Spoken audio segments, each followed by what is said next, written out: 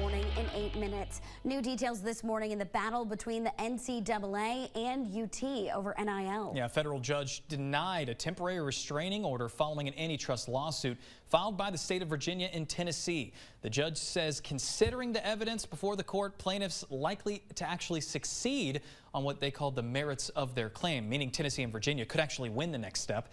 Attorney generals of Tennessee and Virginia plan to stop the NCAA from enforcing NIL rules. The state claims there were really never any rules to begin with.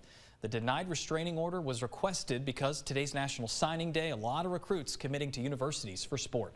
And the first big hearing in the suit against the NCAA starts next week on Tuesday in Greenville. We're going to have our crews there live for that hearing, bringing you the latest updates. Stay with us both on air and inside your WVLT News app.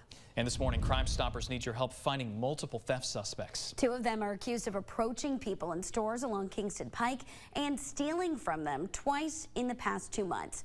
Take a look at your screen. Police say these 2 distract shoppers by asking questions while the other steals from them. After both thefts, the suspects are accused of going directly to Walmart and buying gift cards with the stolen credit cards. KPD says they left Walmart in a black Toyota Camry with a covered license plate.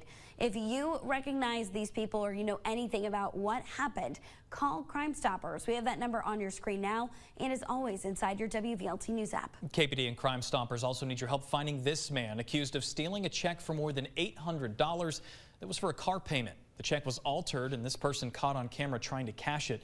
If you know who this man is, call Crime Stoppers. Your tip could lead to a cash reward.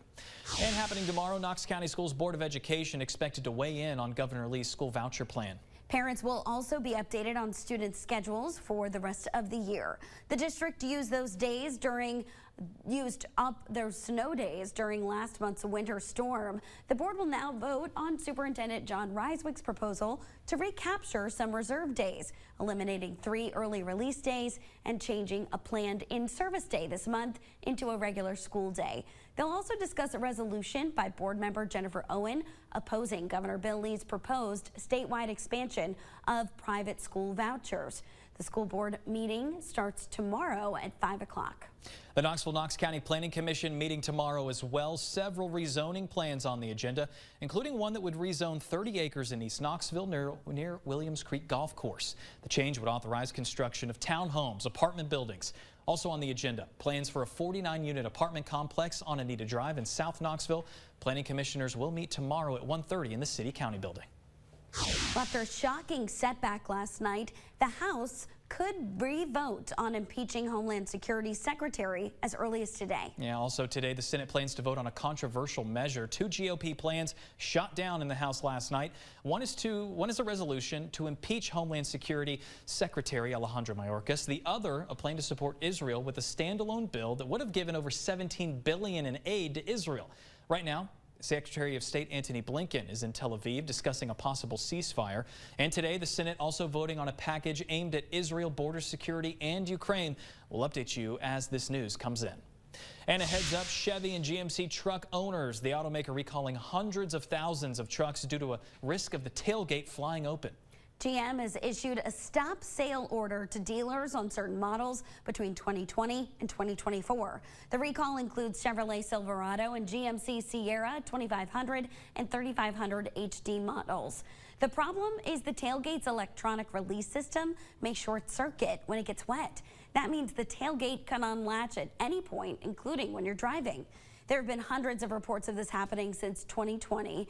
There are reports of people getting hurt and property damage. If you have one of these cars, contact your local dealer for a fix. And for Honda drivers, 750,000 Acuras and Hondas being recalled due to an airbag malfunction. It's for 16 different models from 2020 to 2022. It includes Pilots, Accords, Passports, CRVs. The NHTSA says the front passenger seat weight sensor can short circuit and deploy the airbag unintentionally. There are no reports of any injuries or deaths, but if you have one of these cars, call your dealer for a free repair. And happening today, crews in the national park set to burn about 650 more acres in Cades Cove. They successfully burned the 338-acre Primitive Baptist unit on Saturday. You're going to see those fire crews today in the national park. Cades Cove Loop Road will stay open, but you could run into some delays and closures there. The national park says prescribed burns like these help preserve important plants and allow for more diverse wildlife to thrive. And right now, just into the WVLT newsroom, take a look at this. Following a fire on Stoneley Road near Clinton Highway, the Knoxville Fire Department is on the scene. No word yet if anyone was in the camper at the time. Those are the questions we're asking the fire department right now. We'll keep you updated as we learn more. And we do want to get over to Kristen Allen on this Wednesday. She's got your first alert traffic. Yeah, keeping an eye on that first alert traffic. We're looking pretty good out there as you're getting this Wednesday morning started. Here's a live look there, I-40 at Paper Mill Drive, where you can see we've got some traffic flow here in West Knoxville, but certainly not anybody slowing down, not any congestion just yet. I will keep an eye on that as we get further into that morning rush. But taking a look here at I-40 at Hall of Fame Drive, going into downtown Knoxville, traffic flow looking great for this time of the morning. Take a look at the big picture. You can see we've got this camper fire reported here on our big picture, so we'll keep an eye on that for you this morning as the morning continues. But your main roads and interstates are all clear. 5 minutes to 7 now, starting off the day again, all bundled up with this beautiful clear sky. That's why it's frosty. It's clear, it's calm, and yeah, it's colder as expected. 30 right now in Knoxville, 30 in Harriman to 32 Oak Ridge. It's 25 downhill from here in Sevierville to 24 in Middlesboro and 27 in Crossville. So obviously we all need the big warm coat, and then we can peel it off and enjoy the sunshine for one more day. We're above average and sunny. We're going to top out to around 63 degrees, but notice it gets better quickly. Map it out the next 12 hours for you.